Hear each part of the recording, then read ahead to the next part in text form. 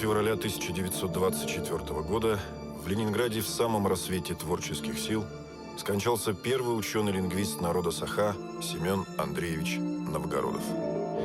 Ему было всего 32 года.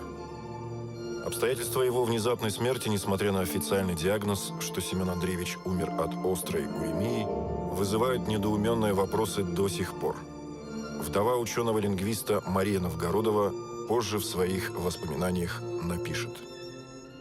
Врач поликлиники Академии наук Вильям фан Смит поставил диагноз брюшной тиф. Видимо, эта ошибка в диагнозе оказалась роковой. У Семена Андреевича несколько дней держалась высокая температура, он впадал в забытье. К сожалению, тогда медицина не располагала такими чудодейственными средствами, как сейчас. Не были известны антибиотики, врачам не удавалось сбить температуру и облегчить состояние больного. Работа почек ослабевала. Как ни бились врачи, температура оставалась на высоких цифрах. 28 февраля Семен Андреевич потерял сознание и, не приходя больше в себя, скончался в этот же день в больнице. Цель необъяснимых ошибок врача, на чьем попечении были академики молодого советского государства, оказалась фатальной. Драгоценное время было упущено. Исследователи творчества ученого-лингвиста задаются вопросом: как мог такой опытный врач, как Вильям фан Смит, которому на тот момент было уже почти 45 лет, и безупречная служба за плечами, поставить ошибочный диагноз и не сделать первое, напрашивающееся действие для тяжелобольного – поместить Новгородова в больницу? Мы уже никогда не сможем получить ответа на эти вопросы, но мы можем рассказать о короткой, но яркой и чрезвычайно насыщенной на события жизни Семена Андреевича Новгородова. Жизнь, где воедино сплелись учеба в самом лучшем и престижном университете страны, нужда и лишение, плодотворная научная работа и большая светлая любовь. Наш фильм – это дань глубочайшего уважения человеку, который всей душой хотел помочь своей малой родине встать вровень с цивилизованными народами. С каждым годом, который все больше и больше отдаляет нас от тех времен, приходит осознание грандиозности, дерзновения молодого ученого, выходца из якутской глубинки. Вы видите уникальные кадры, снятые в 1926 году в столице Азербайджана, городе Баку, где состоялся первый тюркологический съезд. Короткометражный документальный фильм, который так и называется «Первый тюркологический съезд», был снят на фабрике «Асгоскино». На нем запечатлены члены делегации ЕССР, которые приняли активное участие в работе съезда. В состав делегации, возглавляемой видным государственным общественно-политическим деятелем Якутии Исидором Бараховым, вошли одни из основоположников якутской литературы – анимпадист Сафронов Алампа и Алексей Иванов-Кюнде. По итогам съезда руководитель якутской делегации Исидор Барахов подготовил обзорную статью, которая в том же году была напечатана в журнале «Хозяйство Якутии». В ней, в частности, Барахов написал: одним из вопросов, который привлек наиболее пристальное внимание не только тюркских народностей, населяющих СССР, но и за границей, вне всякого сомнения, является вопрос об алфавите.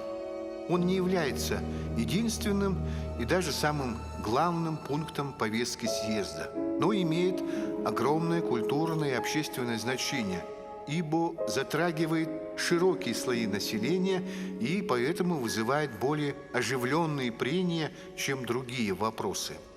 Вопрос этот был поставлен лишь в плоскости выяснения преимуществ латинского или арабского алфавитов.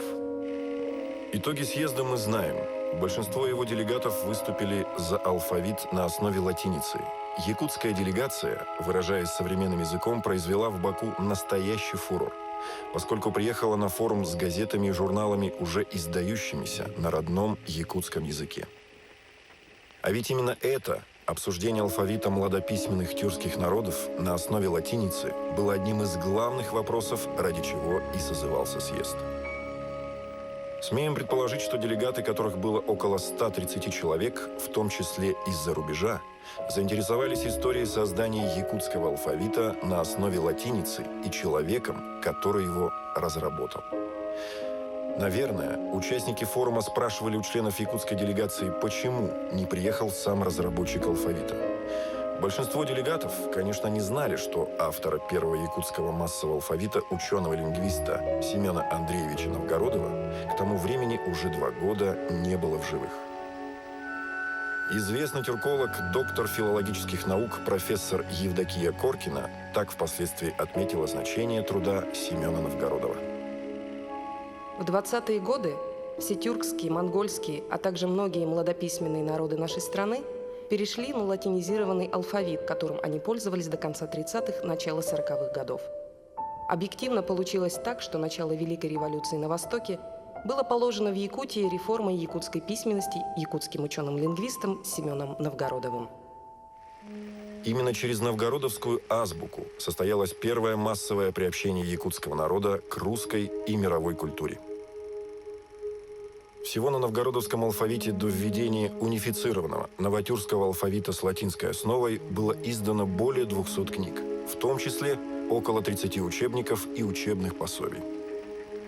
Благодаря новгородовскому алфавиту якутский язык стал общеупотребляемым языком на всех официальных мероприятиях якутской автономии.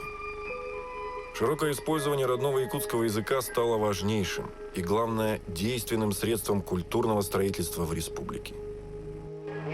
Так, например, в Национальной библиотеке Якутии имеется напечатанный на новгородовском алфавите сборник нот, который называется «Саха Эреаларен Ноталара» – «Ноты якутских песен».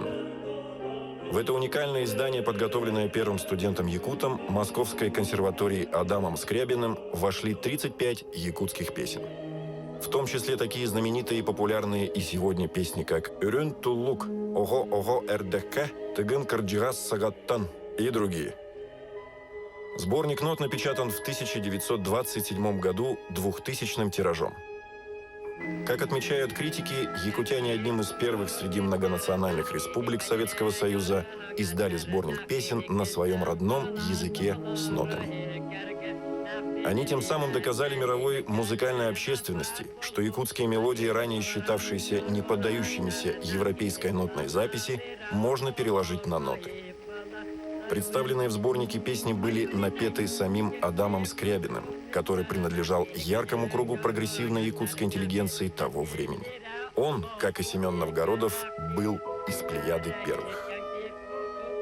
Создание якутской национальной письменности – вот задача, которую преследовал Семен Новгородов.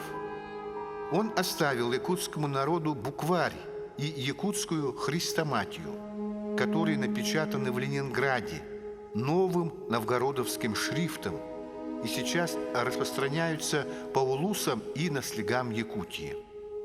Новгородовский букварь будет памятником безвременно погибшему якуту, лингвисту Семену Андреевичу Новгородову. Этой транскрипции суждено было сыграть историческую роль в развитии якутской письменности. Она стала одним из мощных рычагов культурного возрождения Якутии.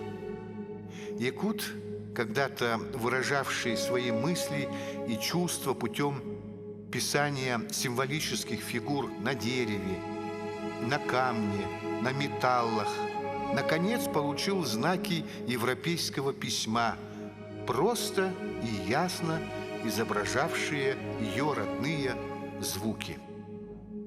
Семен Андреевич Новгородов остался в памяти якутского народа как создатель первого алфавита массовой якутской письменности, носящего его имя и официально принятого якутским правительством в 1924 году.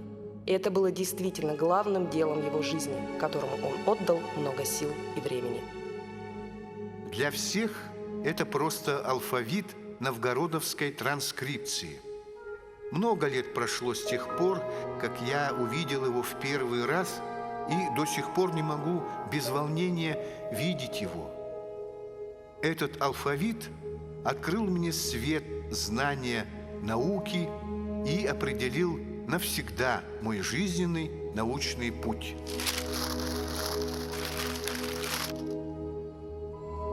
Будущий лингвист, востоковед родился 13 февраля 1892 года во втором хатылинском наследии Бутурусского улуса, который в настоящее время называется Балтагинским наследием Чурапчинского улуса. Это центральная часть Якутии, чей дореволюционный предшественник, Катукинская или Хаталынская волость, отражена еще в Ясачной книге 1633 года. То есть о наследии было известно уже спустя год после официальной даты вхождения Якутии в состав российского государства, когда енисейский казачий сотник Петр Бекетов основал Ленский острог, нынешний город Якутск.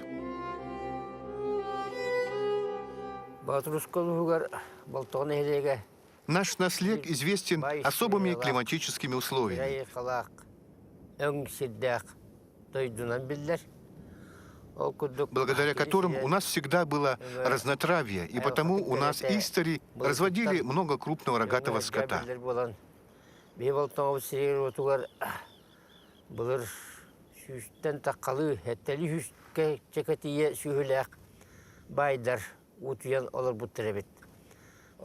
Не случайно здесь во все времена жили зажиточные люди, у которых одних только коров было до 700 голов.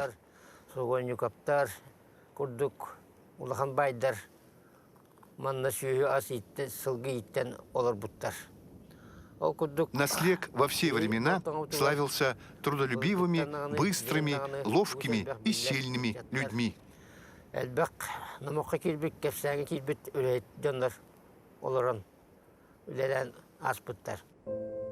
Наш герой был шестым ребенком в семье, где было 10 детей. Его родители, отец Андрей Александрович и мать Анна Николаевна, были состоятельными людьми. Всю жизнь занимавшиеся традиционным для якутов делом, они разводили коров. Родословная якутских семей, которую каждый род считает нужным тщательно изучить и передать по наследству, чем-то напоминает священное писание. Авраам родил Исаака, Исаак родил Иакова, Иаков родил Иуду и братьев его. Многие якуты, изучавшие свою генеалогию, возводят ветвь родового дерева непосредственно к Элляю, одному из легендарных прародителей народа Саха. Родословная Новгородова не исключение. В роду Семена Новгородова были известные люди, оставившие глубокий след в истории Якутии. Исследователи утверждают, что его род восходит непосредственно к Элляю, а через несколько колен от него к менее легендарному Улу Кудангса.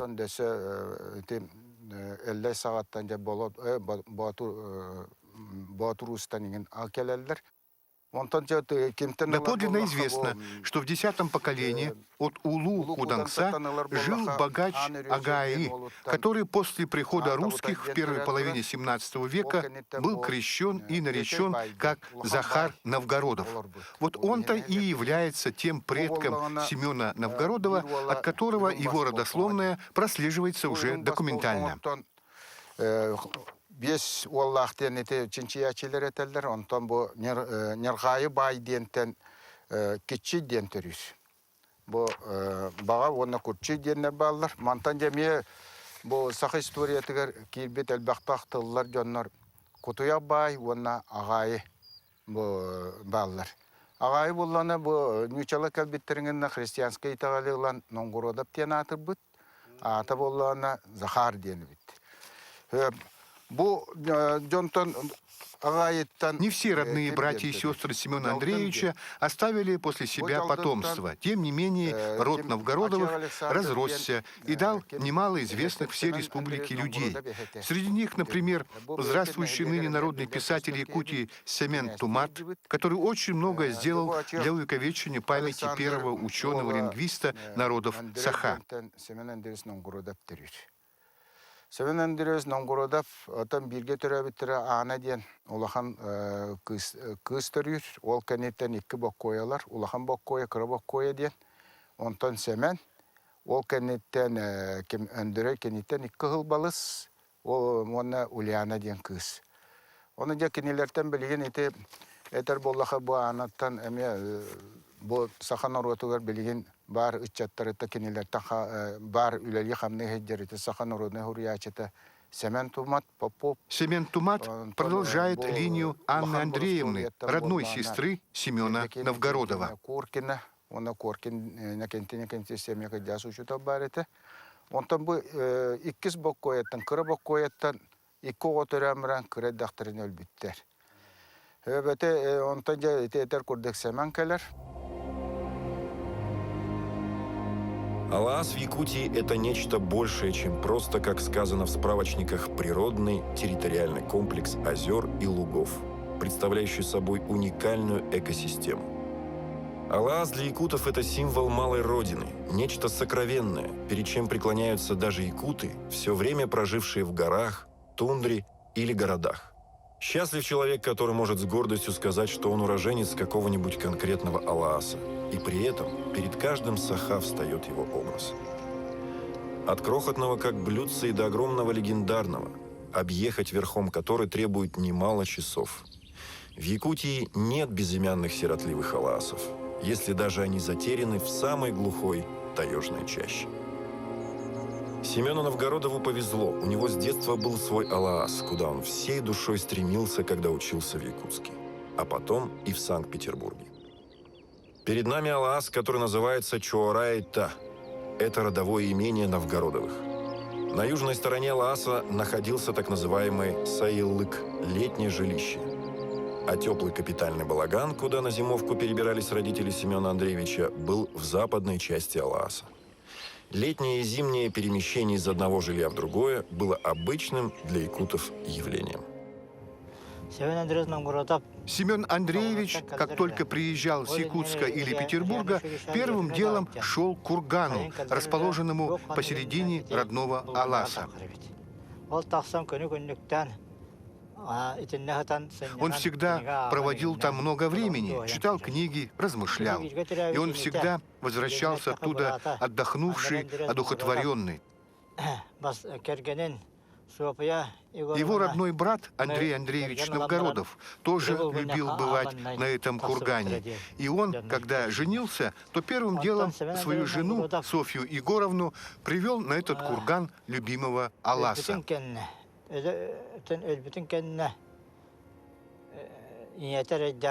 Однажды Анне Николаевне, матери Семена Андреевича, приснился тревожный сон, будто в восточной части их Алааса появился жеребец белой масти.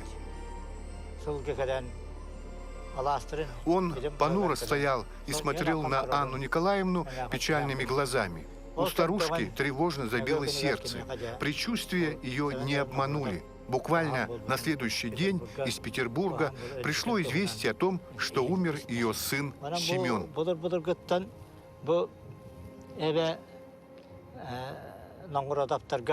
Этот Алаас – священное для Новгородовых место, их родовое гнездо.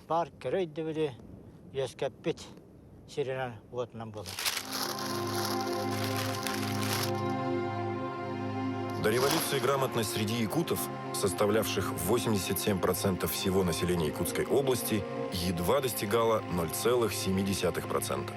В крупнейшем Батурусском улусе Якутии работали лишь 2 начальные школы с 3 учителями и 1 маленькая участковая больница. Андрей Александрович, отец будущего лингвиста, немного владел грамотой и научил своего сына читать книги на церковнославянском языке. Но первым его настоящим домашним учителем стал псаломщик Балтагинского наслега Андрей Винокуров. Именно он, когда Семену было 10 лет, научил его писать и читать на русском языке и первым арифметическим действиям. Все отмечали любознательность и особую тягу к знаниям маленького Семена. И родители решили продолжить его обучение. По решению родителей он начал посещать частную школу в Чурапче Полицильного Ивана Циценко. Народоволец Иван Циценко, бывший студент Санкт-Петербургского университета, прибыл в Якутскую область в 1888 году в возрасте 27 лет. Он открыл в Чурапче частную школу, в которой обучались и одновременно жили до 10 ребятишек. В этой частной школе Семен Новгородов проучился 2 зимы. Осенью 1905 года Новгородов решил продолжить учебу в Якутском реальном училище. В начале 20 века в Якутске имелось при средних учебных заведениях реальное училище, духовная семинария и женская гимназия. Реальное училище было открыто в 1890 году на базе классической прогимназии. В нем ежегодно обучалось не более 20-30 якутов. Училище давало довольно серьезные и глубокие знания по математике, физике и естествознанию. Значительное количество часов отводилось русскому языку и литературе, иностранным языкам и истории. В училище обучались 7 лет и получали среднее образование. Окончившие его имели право поступления в высшие технические, сельскохозяйственные, коммерческие учебные заведения и на некоторые факультеты университетов. В 1905 году, выдержав вступительные экзамены, Новгородов поступил в Якутское реальное училище, которое окончил в 1912 году. С первого курса он проявил себя хорошим учеником. Ведомость об успехах поведения, прилежании и внимании учеников реального училища за 1905-1906 учебные года показывает, что Семен Новгородов был очень способным учеником. Педагогическим советом училища Новгородов был переведен в следующий класс с похвальным листом 1 степени. Семен Новгородов, жадно впитывающий не только знания, но и все увиденное и услышанное, не мог находиться в стороне от событий, происходящих в столице области. Он сразу окунулся в общество демократически настроенной молодежи, которыми были ученики старших классов реального училища. Семен Андреевич, будучи студентом первого курса, в декабре 1913 года выступил на Всероссийском съезде народных учителей и учительниц в Санкт-Петербурге. В качестве участника съезда на заседании инородческой комиссии он прочитал доклад на тему «Краткие сведения о якутах, их школы и их право на образование». В своем докладе он делает смелое для того времени требование о необходимости создания якутской национальной школы с обязательным обучением детей на родном якутском языке. Кроме того, он поставил вопрос о выделении средств на издание якутских учебников и выразил неудовлетворенность имеющимися учебными пособиями и руководствами. Одновременно Семен Андреевич изложил свои педагогические мысли. В частности, о сущности обучения детей на родном языке в тесной связи с историей и культурой местного населения. Напомним, что на тот момент будущему лингвисту было всего лишь 21 год. Его активная жизненная позиция по отстаиванию интересов своего народа молодой якутской автономии пригодилась не раз. Например, в 1921 году Якутский губернский съезд ревкомов избрал его делегатом 9-го Всероссийского съезда Советов в Москве.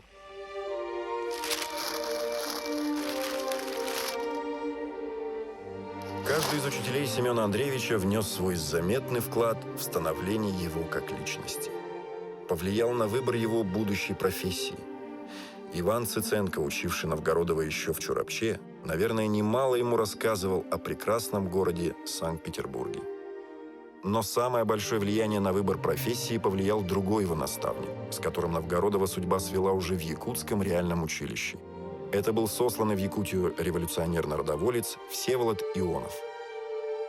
Всеволод Михайлович 7 лет прожил в Татинском Улусе, женился на якутке, учил детей в своей частной школе, записал и собрал образцы якутского фольклора. Впоследствии он был признан одним из первых лингвистов-якутоведов, этнографов и фольклористов. Всеволод Ионов был одним из организаторов в Якутии легальных печатных органов. Не случайно, что и Семен Новгородов начинает сотрудничать с периодическими изданиями. Впоследствии подобная работа становится для него нормой. Новгородов принимал участие в создании первого общественно-политического и литературно-художественного журнала на якутском языке «Голос Якута», выходившего в 1912-13 годах. На страницах журнала он напечатал свои записи и несколько обработанных им народных песен. Песня о лете, песня о реке Тати, песня про голодный год, стихотворение «День до ночь», «Сутки прочь». Таким образом, Новгородов уже тогда начинает записывать и собирать якутский фольклор. Именно во время записи произведений устного народного творчества Семен Андреевич столкнулся с тем, что ни один из существующих на тот момент алфавитов не передает в точности богатства якутского языка. Не зря профессор Евдокия Коркина так и напишет в своем научном труде. Семен Новгородов со старших классов реального училища начинает испытывать критическое отношение, неудовлетворенность существующей якутской письменностью, основанной на русском алфавите. Похоже, что с тех самых пор Семен Новгородов начал задумываться над необходимостью создания новой, более удобной и доступной для приобщения к грамоте широких масс якутского населения письменности. Записи фольклорных произведений он уже в те годы производил не на русском, а на своем смешанном алфавите, состоящем как из русских, так и из латинских букв. После успешного окончания реального училища в 1912 году Новгородов недолго работал в Еловской начальной школе Якутского округа, откуда он переводится в город Вилюйск, где преподает до конца учебного года.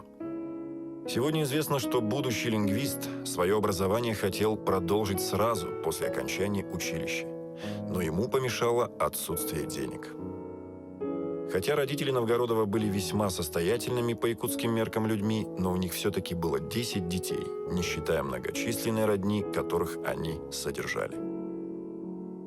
Не имея средств для продолжения своего образования по окончанию реального училища, поступил в 1912 году на работу учителя, выписав предварительное пособие к изучению латинского языка.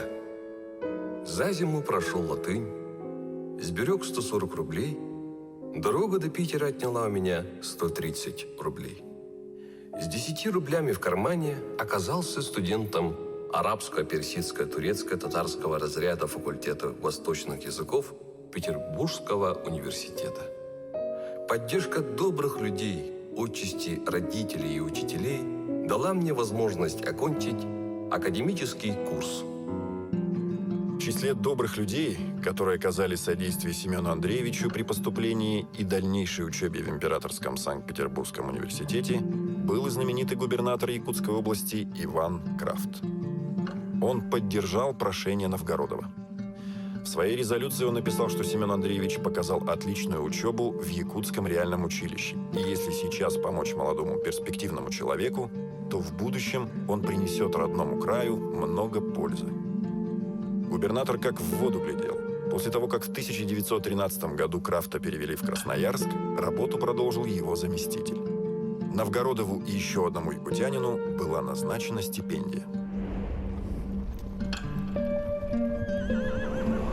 Итак, наш герой поступил на Восточный факультет Санкт-Петербургского университета, который за все время своего существования, то есть начиная с 1821 года, 14 раз менял свое название.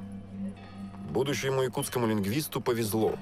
Он переступил порог университета, когда тот еще носил свое гордое первоначальное название – Императорский Санкт-Петербургский университет. В то время это один из крупнейших университетов мира, где на 4 факультетах училось около 10 тысяч человек. Факультет восточных языков, куда поступил Семен Новгородов, был открыт в 1855 году. Преподавание всех тюркологических дисциплин было сосредоточено на кафедре турецко-татарского языка. Трудами ученых-тюркологов, работавших на факультете, был внесен ценнейший вклад в русское востоковедение, заложивший наряду с трудами тюркологов других востоковедных школ – Москва, Казань. Основы научной тюркологии, которую по праву называют русской классической тюркологией.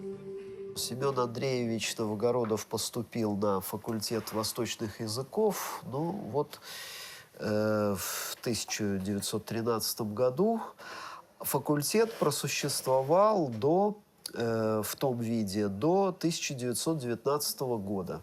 13 сентября 1919 года факультет был Во-первых, был учрежден новый университет, первый Петроградский, так называемый университет, на котором вот по указу, специально был указ Совнаркома от 13 сентября 1919 года, согласно которому факультет восточных языков объединяется с историко-филологическим и юридическим факультетами университета и с учреждением нового факультета, факультета общественных наук.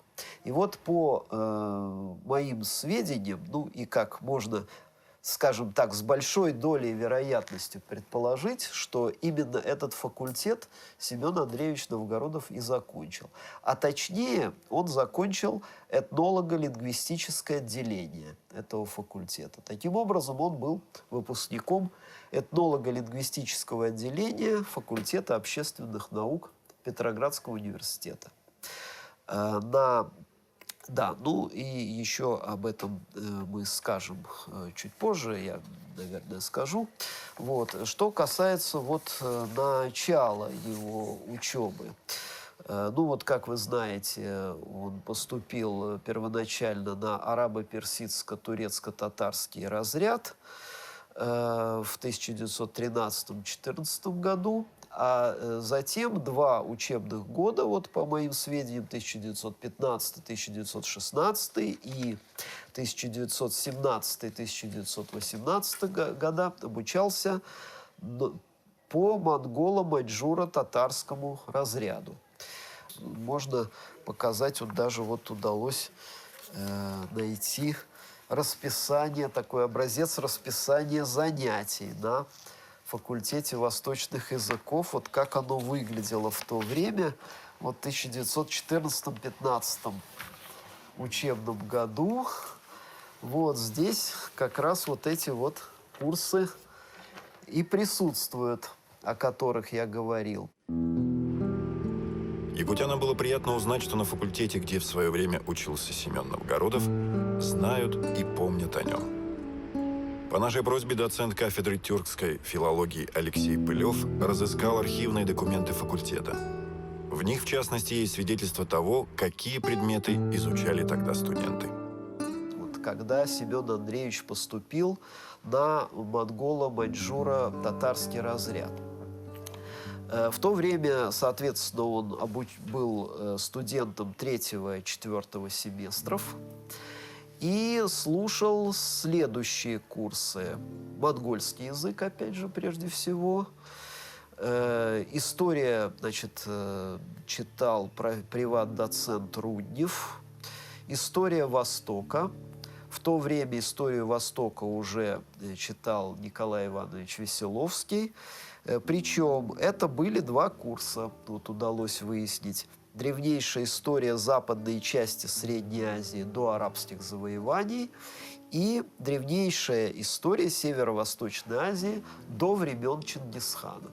То есть вот это так древняя, раннесредневековая история Центральной Азии. Кроме того, история Китая также был обязательный курс. Его читал приват-доцент Любимов. Преподавался также маньчжурский язык, занятие по которому вел приват-доцент Вячеслав Леонидович Котвич, вот, известный монголист в дальнейшем. И также преподавался турецко-татарский язык. Общее название курса было турецко-татарский язык. Его, как я уже говорил, занятия по нему вел в то время Александр Николаевич Самойлович, будучи приват-доцентом.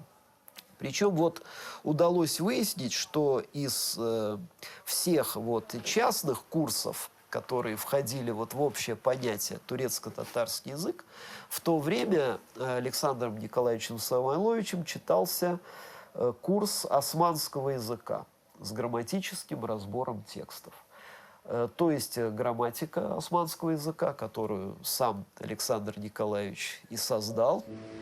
Кроме преподавателей, которых перечислил наш собеседник, доподлинно известно, что Новгородов учился у таких корифеев языковедческой науки, как академики Василий Радлов, Лев Щерба, профессора, позже члены-корреспонденты Академии наук СССР Бодуэн де Куртене и Сергей Малов, профессор Евгений Поливанов и другие. Вот у таких великих тюркологов учился Семен Новгородов. И неудивительно, что, перефразируя Ньютона, он видел дальше других, поскольку стоял на плечах гигантов. Преподаватели ценили Семена Андреевича как талантливого студента, и многие из них после университета продолжали поддерживать с ним теплые отношения, состояли с ним в переписке. Заметим, что Новгородов с молодых лет состоял в переписке со многими видными людьми своего времени. В Санкт-Петербурге Новгородов с головой уходит в учебу. Начиная со 2-го курса он переходит на более близкий к избранной им специализации монголо-маньчжуро-турецкий разряд Восточного факультета. Занимается с большим прилежанием. Наряду с усвоением учебного материала успевает постигать секреты научно-исследовательской работы, о чем свидетельствуют его научные командировки. Летом 1914 года Новгородов по заданию Русского комитета по изучению Средней и Восточной Азии в Татинском улусе Якутии собирает объемный фольклорный материал. Летние каникулы 1915 года Новгородов проводит уже в Уфимской губернии, где проходит разговорную практику по татарскому языку. Тем же летом будущий лингвист собирает материал по устному народному творчеству типтерей, группы населения, живущего среди башкир. Летом 1916 года я был командирован факультетом восточных языков Петроградского университета для усовершенствования и наблюдения в области родного мне якутского языка. В результате моих полуторагодичных наблюдений появилась статья к вопросу о говорах в якутском языке, представленная мною на факультет в конце 1917 года через профессора Александра Самойловича. Зиму 1916 и 17 годов Новгородов был вынужден провести на родине. У него тяжело заболел отец. Здесь он преподает в высшем начальном училище города Якутска. Помимо этого, дает частные уроки. Осенью 1916 года в местных газетах Новгородов публикует большую патриотическую статью «Основные задачи якутской интеллигенции» и рецензию на краткий русско-якутский словарь Эдуарда Пекарского. Весть о падении царизма в февральские дни 1917 года Новгородов встречает с большим энтузиазмом. Он пишет о том, что народ надеется, что будет создан государственный строй, основанный на самых широких демократических началах, вполне обеспечивающих самобытное процветание отдельных племен и национальностей, населяющих необъятную Россию. В марте 1917 года проходит так называемый Первый свободный съезд крестьян-якутов. Новгородов выступает с докладом о необходимости издания якутского букваря, подготовленного Всеволодом Ионовым. До этого тот разрешил Новгородову издать рукопись своего букваря, но уже составленном к тому времени новом новгородовском алфавите. Съезд принял предложение Новгородова. Были изысканы средства на издание букваря, названного Сахалы-Сурук-Бичик. Вдохновленный Семен Андреевич всю весну и лето 1917 года был занят работой по переработке и изданию этого букваря. Большую помощь ему оказал педагог Николай Афанасьев. Так Новгородов впервые практически опробовал в данном букваре созданную им новую якутскую письменность. 4 сентября 1917 года, то есть 100 лет назад, в Якутске вышел из печати первый якутский букварь Сахалы-Сурук-Бичик. Тираж букваря 4000 экземпляров. Букварь составлен по образцу учебников Константина Ушинского и Льва Толстого. Обучение детей начинается с буквенного, звукового и слогового анализа слов. Для этого авторы тщательно подобрали простые, доступные детскому восприятию слова.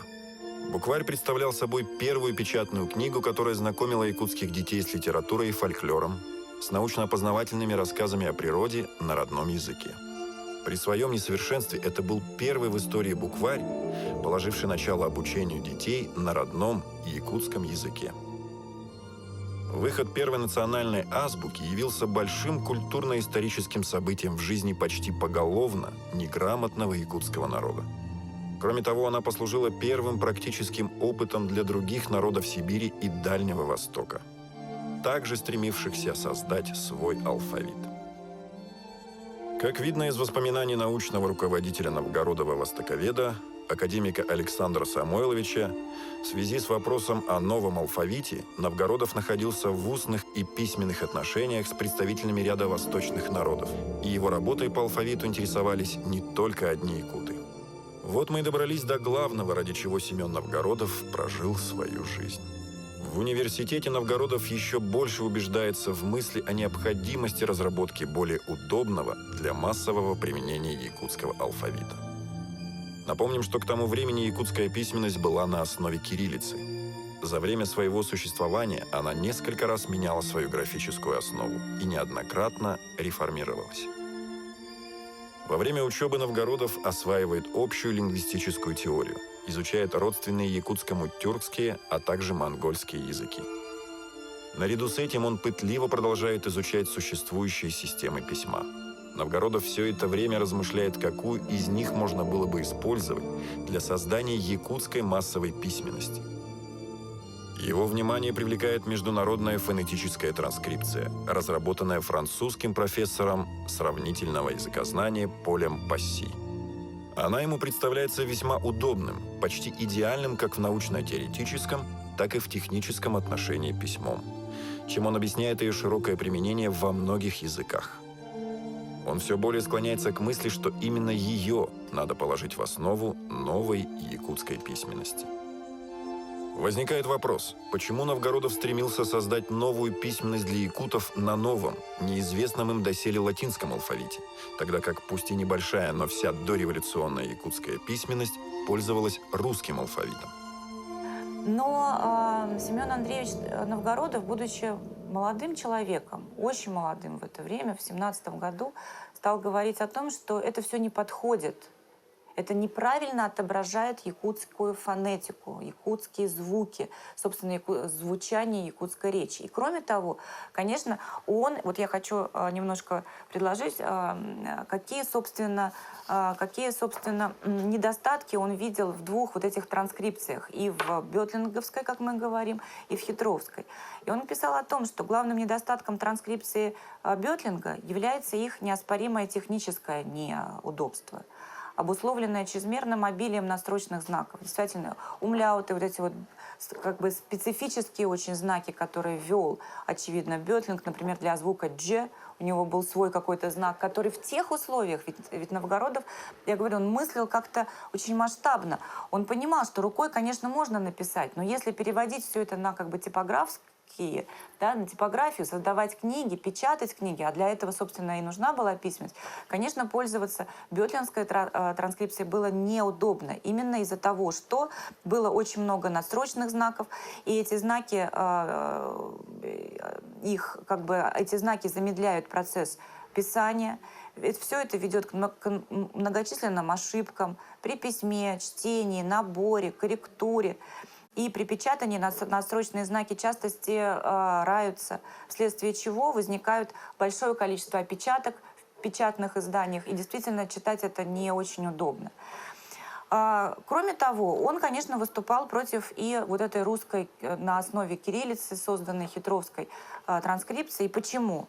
Потому что он, конечно, говорил о том, что хитровская азбука была приспособлена исключительно к русскому читателю, доказательством чего служит графическая сторона всех знаков. Чисто славянские фонетические ассоциации, связанные с каждой отдельной графемой. В созданном Новгородовом алфавите не было заглавных букв, диакритических знаков и знаков препинания, что, по его мнению, должно было сделать алфавит более удобным для быстрого письма.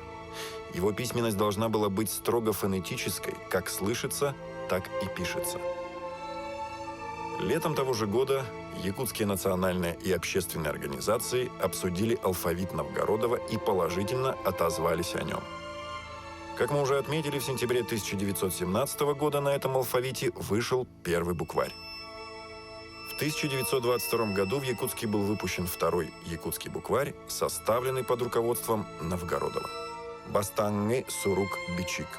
Переработанное издание Ионовского букваря 1917 года. В том же 1922 году постановлением Совнаркома Якутской АССР в школы республики в качестве предмета был введен якутский язык. А в 1923 году в Петрограде были отлиты новые якутские шрифты по его алфавиту. В том же году в Петрограде вышли якутский букварь Сурук-Бичик и книга для чтения Агар-Кинеге. Оба учебника изданы государственным издательством РСФСР тиражом 5000 экземпляров каждый. С конца 1923 года на новгородовском алфавите стала выходить республиканская газета «КМ». С октября 1928 года молодежная газета «Хуттугуй-Чат». С октября 1926 года журнал «Чолбон». Так юноша из якутской глубинки добился главного дела своей жизни. В первые 10 лет существования новгородовского алфавита было издано более 200 книг, в том числе около 30 учебников и учебных пособий. Благодаря новгородовскому алфавиту якутский язык стал общеупотребительным языком на всех официальных мероприятиях якутской автономии. Несмотря на всю существующую и тогда, и ныне критику, с высоты сегодняшнего дня мы понимаем, что это был титанический труд, лингвистический подвиг. Транскрипция Новгородова в течение 8 лет была величайшим орудием культурной революции среди трудящихся масс неграмотной, отсталой Якутии. Наш первый лингвист Семен Андреевич Новгородов, зная родственные нам тюркские языки, сумел вполне ясно определить особенности якутского языка. Деятельность Новгородова должна считаться тем благоприятным фактором, который дал мощный старт формированию в развитии якутского литературного языка. Кроме того, он внес свой личный вклад в зарождение важнейших основ функциональных и структурных элементов литературного языка. Еще хочу сказать, что языкознание вообще в то время находилось только лишь на таком вот начальном этапе понимания того, что речь и язык — это не одно и то же.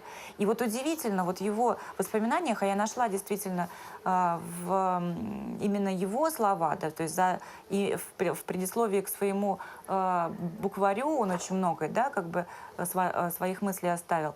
Он уже начинает а он именно различает язык и речь. Он начинает понимать и начинает использовать такие термины, как фонема, графема. Это сегодня немногие лингвисты этим пользуются, я могу сказать честно. Многие не понимают разницы между фонемой и звуком, между графемой и буквой. Да? А Семен Андреевич, в начале только, можно сказать, 20 века, причем живя в такие достаточно сложной политической такой ситуации, да, переезжая из Якутска в Санкт-Петербург, находясь постоянно в каких-то таких лингвистических командировках, занимаясь и общественной жизнью очень, да, вот он понимал еще суть вот такую лингвистическую. И это тоже говорит о его необычайном кругозоре. Жизнь лингвиста и до того чрезвычайно насыщенная. После создания алфавита спрессовалась в одну нескончаемую вереницу событий, из которых трудно выделить что-то второстепенное для Новгородова. Он всему отдавался со страстью всей своей неуемной натуры. Наряду с основной работой по подготовке и изданию якутских учебников Новгородов в течение 2 лет принимал участие в составлении фундаментального словаря якутского языка Эдуарда Пекарского. Только освободившись от издания учебников, он возобновил занятия в университете и в 1923 году закончил его. Осенью 1923 года был зачислен научным сотрудником Института сравнительной истории и теории литературы языков Запада и Востока. Он привлекался Народным комиссариатом по делам национальности для участия в создании письменности для других сибирских языков, в частности горно-алтайского и шорского. В феврале 1922 года вместе с Максимом Амосовым был введен в якутское представительство при Наркомнаци. В том же году работал в составе комиссии по определению границ новой автономной республики и выработке положения о Якутской АССР. Но главным его призванием все-таки была лингвистическая работа. По итогам моих исследований у меня сложилось ощущение, что наши первые образованные люди, сообщество наших первых интеллигентов, заранее решили распределить, кто чем будет заниматься. Парадоксальное, на первый взгляд, мое решение обосновывается на том, что общество Саха-Амук изначально распределило между своими членами их функциональные обязанности. Например, по всем протоколам видно, что все вопросы, связанные с печатью, языковой политикой, новой транскрипцией, общество давало задание Семену Новгородову. Из этих же документов видно, что фольклорные вопросы, связанные со сбором материалов устного народного творчества, члены общества распределили между Алексеем Кулаковским и аниподистом Сафроновым. И так по всем другим вопросам.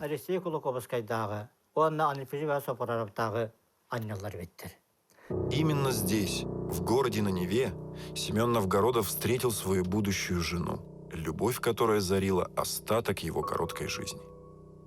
Я поступила на арабское отделение. И в первые же дни учебы познакомилась с Семеном Андреевичем Новгородовым, учившимся на монгольском отделении. Первая наша встреча произошла так. Однажды я невольно остановилась возле группы лиц, центром которой был невысокий смуглолицый человек со смолено-черными волосами. Мне очень захотелось узнать, о чем он ораторствует с таким жаром, с такой убежденностью. Оказалось, он говорил своим собеседникам об одной лекции, которая мне, признаться, показалась довольно сухой. Некоторые лекции студенты арабского и монгольского отделений слушали совместно. Семен Андреевич стал часто заходить ко мне. Обычно он был оживлен, жизнерадостен, захвачен интересами, которые были так важны для него. И если у меня в это время был кто-нибудь из приятельниц или знакомых, это ничуть не смущало и не огорчало его. Люди ему никогда не мешали. Все наши знакомые, далекие от востоковедения, слушали его с большим вниманием, зажигались его убежденностью и энтузиазмом. Когда мы бывали с Семеном Андреевичем вдвоем, он все чаще стал мне рассказывать о своей родине, далекой Якутии. Мадемуазель, к сожалению, я должен уехать в Москву завтра вечером и покинуть вас на несколько дней, и, возможно, даже надолго. Это приводит меня в отчаяние. Неудивительно, что теперь мое сердце обливается кровью. Я потерял свою силу и жизнь, и моих друзей и живость. Но у меня есть гордость, что заставляет меня думать о моем таланте. Я вам предлагаю эти стихи от всего сердца. По вашему усмотрению, если вы их сохраните, сделайте мне одолжение. Однако, я надеюсь, что с Божьей помощью, или, как мы якуты говорим, с помощью Всевышнего, я вернусь в Санкт-Петербург, который стал для меня таким дорогим. Я выражаю вам искреннюю благодарность за ваш прелестный прием и за вашу доброту. Надежда скоро вернуться придает мне силу и радость жить. Будьте любезны, мадемуазель, принять мою самую искреннюю признательность и передать вам мои самые наилучшие пожелания. Преданный и признательный вам Семен Новгородов, сын Андрея.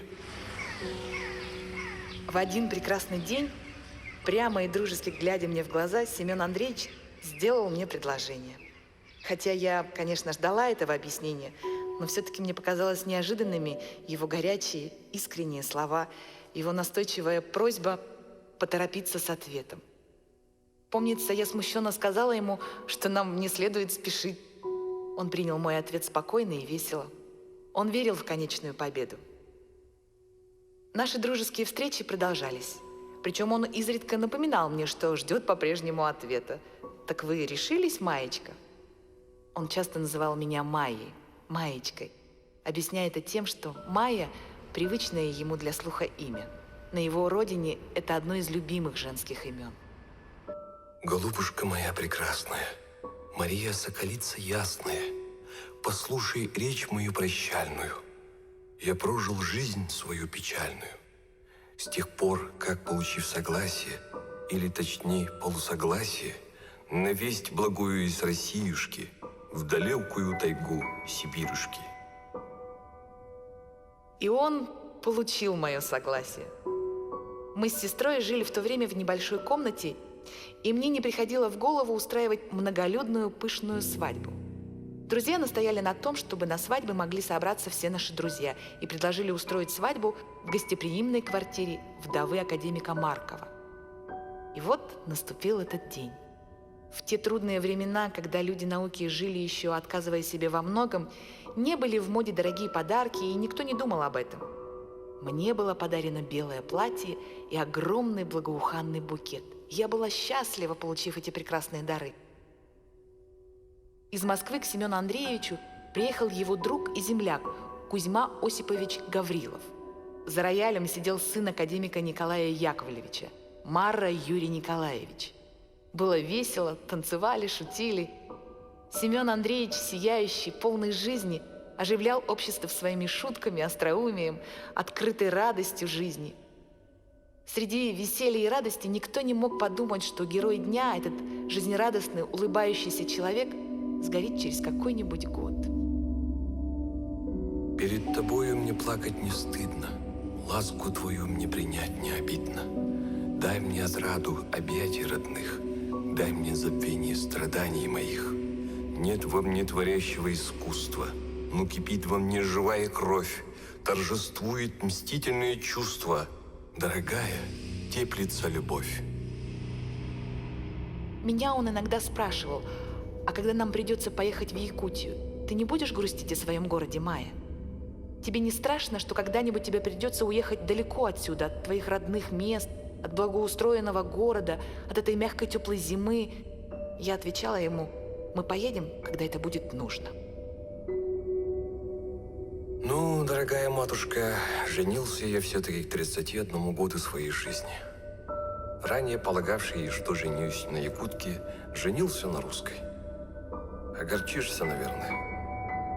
Она, говорю тебе, без всякого подстрекательства, всей моей родне низко кланяется, а тебя просто боготворит. Летом следующего года она согласна поехать со мной, а уже нынешней осенью я начну учить ее якутскому языку.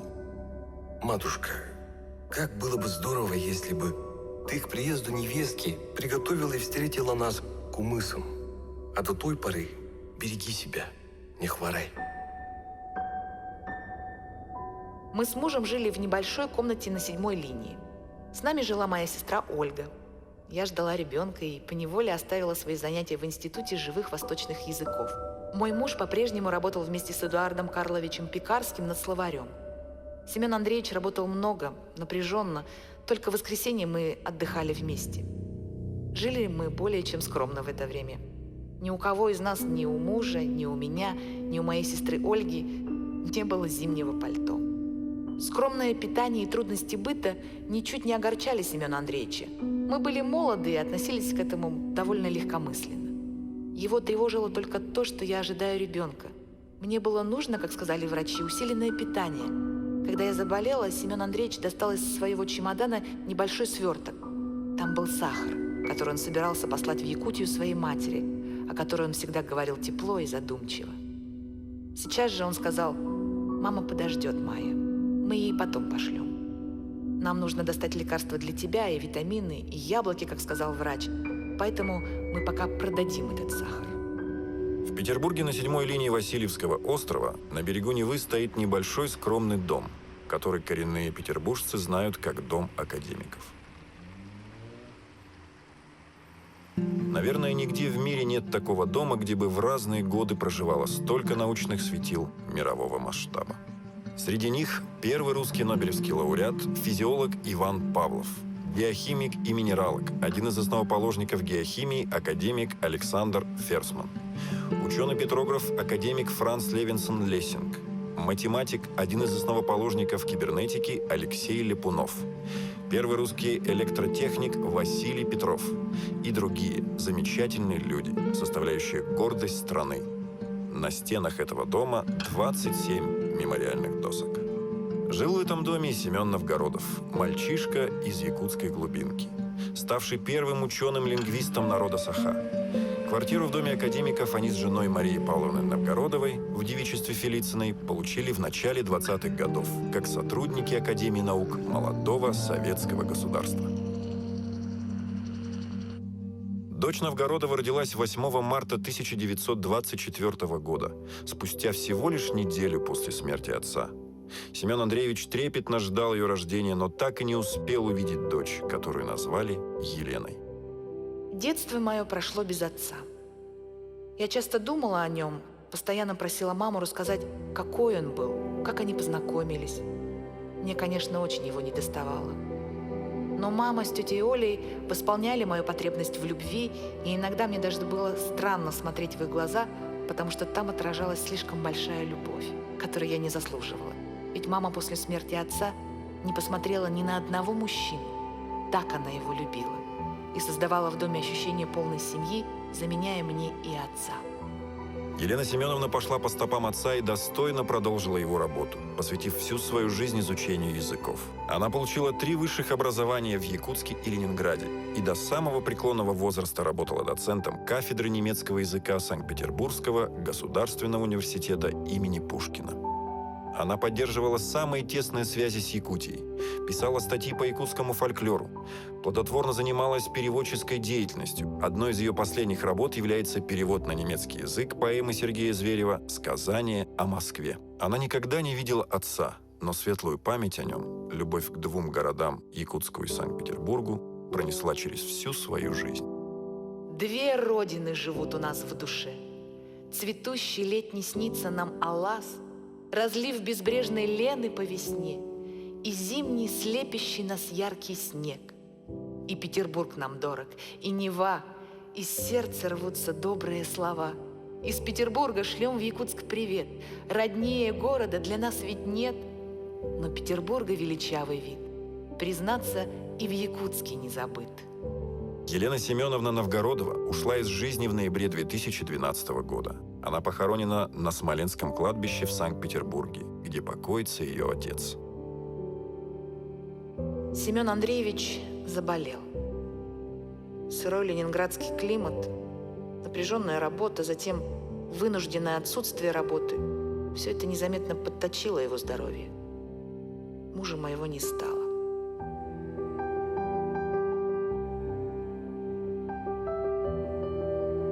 Жизнь сложилась так, что я одна растила свою дочь. Долгие годы я жила под обаянием личности моего мужа. В день его похорон за гробом Семена Андреевича шли его единомышленники, его добрые друзья, его коллеги. Среди них было много и тех, кто недавно, год назад, пировал на веселой свадьбе, не ведая об подстерегающем Семена Андреевича недуге. Академик Василий Владимирович Бартольд приехал совсем больной. Он тяжело волочил ногу, но шел проводить Семена Андреевича в последний путь. Пришел на похороны и Борис Яковлевич Владимирцев, известный монголист. Приехали из Москвы его друзья Максим Кирович Амосов, Платон Алексеевич Аюнский, Семен Николаевич Донской, Кузьма Осипович Гаврилов и другие. Семен Андреевич Новгородов скончался в Ленинграде в рассвете творческих сил 28 февраля 1924 года. Ему было всего 32 года. Первого ученого-лингвиста народа Саха похоронили на Смоленском кладбище. На красных лентах венков, возложенных к его могиле, было начертано «Создателю якутской национальной письменности».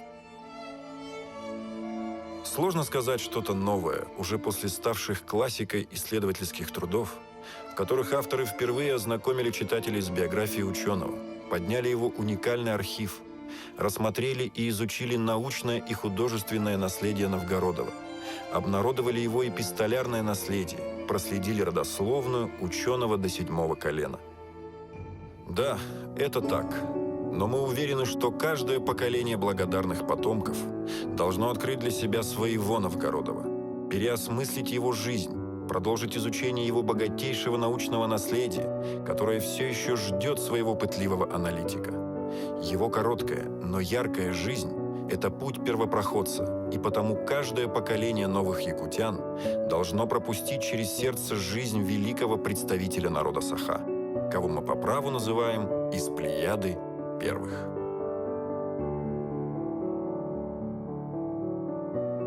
Самое главное, мы очень рады, что год вот такого юбилея, 125-летнего юбилея Новгородова, как раз строится школа-сад в родном селе Балтума. И хотим завершить эту работу вот до конца года. И школьники, дети, они будут учиться в новой современной школе вот в этом селе.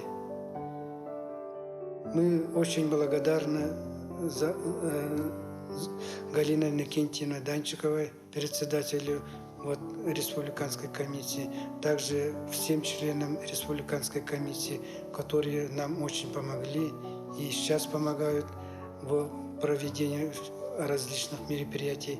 Особенно в этом участвовали Министерство образования, Управление образования нашего района. Все они очень активно участвовали во всех мероприятиях, организовали различные конкурсы, семинары, научно-практические конференции. Всем очень огромное спасибо, и мы желаем всем крепкого здоровья, дальнейшего сотрудничества, чтобы дело, сделанное Семеном Андреевичем Новгородовым, также продолжалось, его работа развивалась дальше.